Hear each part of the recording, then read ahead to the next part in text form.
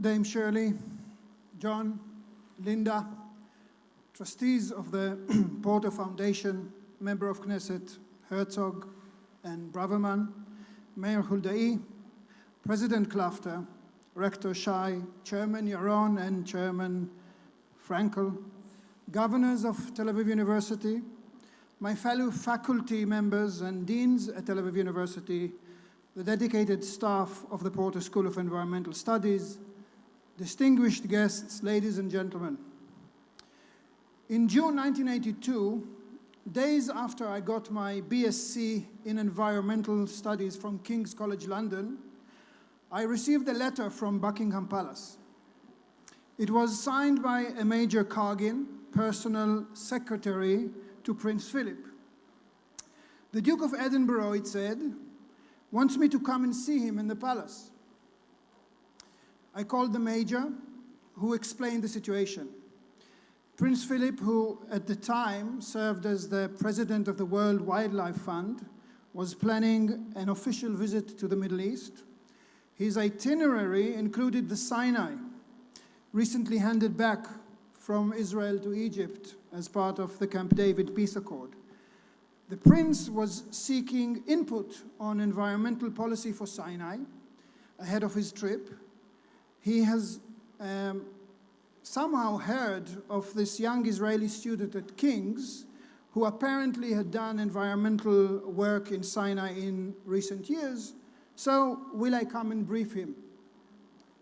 Well, it was the middle of a glorious English summer, and you all know how fresh graduates spend the days immediately after their graduation, and how busy they can sometimes be when people 30 years their senior write to invite them over to their house. But I somehow found the time, and a few days later, equipped with a new suit and a borrowed briefcase, I joined Prince Philip in the north wing of the palace. We spent almost 2 hours, just the two of us, in his library, talking about the Sinai. He listened keenly, had razor-sharp questions, made fascinating comments. And a few weeks later, he did go on a tour that had considerable impact on the establishment of new parks, protected areas, and World Heritage Sites in various countries in the region, Egypt included. He obviously talked to many as he planned his trip and read a lot, but I like to think our meeting in the library made some difference too. My interactions with graduate students here at the Porter School these days often remind me of the graduate with chutzpah that I was 30 years ago. Many of our 150 MA candidates and 60 aspiring PhDs are men and women with extraordinary commitment and considerable experience in the environmental field. They belong to a generation that sees sustainability, the environment, social justice, and our common future on this planet as one and the same. And this makes our responsibility towards them doubly significant. Not only do we strive to turn them into better scientists, we also want to encourage and convince them that they have the right, indeed the duty, to speak with authority, integrity, and poise to those in power. Our duty is to make them feel entitled to shape decisions with long-term implications for the environment. For example, a decision like the unfortunate decision earlier this week to eject environmentalists and architects from the formal planning procedure painstakingly developed in Israel for many decades. I went to London for my studies in the 1980s because no university in Israel at the time offered an undergraduate degree in environmental studies. 3 decades on, and our 6 research universities still fail to offer such an option. We at the Porter School are determined to change this. We are currently working with the faculties of engineering, exact sciences, and law on new undergraduate degrees that combine programs from 2 separate disciplines with a significant input of courses given by the Porter School. And our hope is that by 2020, Tel Aviv University will offer a range of interdisciplinary undergraduate degrees that focus on the environment. We cannot do this on our own, but we are happy and proud to be part of a university whose leadership in recent years consistently embraces a multidisciplinary approach to knowledge and research. The new faculty members we hired this year and the ones we plan to hire in coming years in the framework of the Manof Porter initiative will almost invariably be joint appointments. They will teach and supervise and do research here in this building, but each of them will also be affiliated with another faculty elsewhere in the campus, like our MA students, who are required to have their research guided by academics from at least 2 disciplines.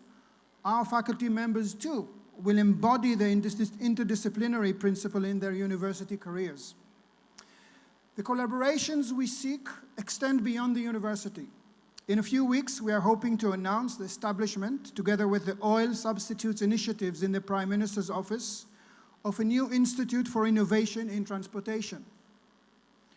The Institute will enable researchers from Tel Aviv University and other research universities here and abroad to get funding for pure research on innovation in transportation for the benefit of the environment. It will also offer young entrepreneurs with promising ideas temporary space here in our Eco Wall and modest funding to further develop their inventions before venturing out with them. The Porter School is developing in other directions too. Our network of international ties is growing weekly. We are embedded in the scene of local NGOs, collaborating with them continuously on conferences, research, and public debate. And we are working carefully to strengthen ties with industry for the sake of cutting-edge environmental research. We are deeply indebted to the Porter Foundation, to Dame Shirley and her family, in more ways than I can express here in a few words. Their support has obvious material aspects, but it does not stop there. The vision, care, and sensible advice that come with it are as valuable. Thank you, Dame Shirley.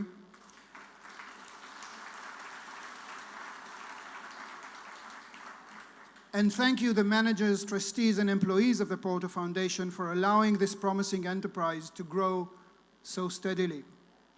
Last but not least, I want to extend a warm note of gratitude to our staff here at the Porter School, who have worked flat out to ensure that the event tonight is a success. Aryeh, Ro'i, Idit, Shani, and also Tami, Elia, Lina, Liron, Sagit. None of this is taken for granted. You did great. Thank you. Ladies and gentlemen, as you walk through the building later tonight, don't forget to ask your guides about phase 2 of the capsule building, the underground laboratory facility we plan to install to the south of the building. Ask them also about the tunnel connecting us to the rest of the campus and other initiatives we have for a future we all firmly believe in. Thank you again, everyone, for being here with us tonight. Enjoy the evening.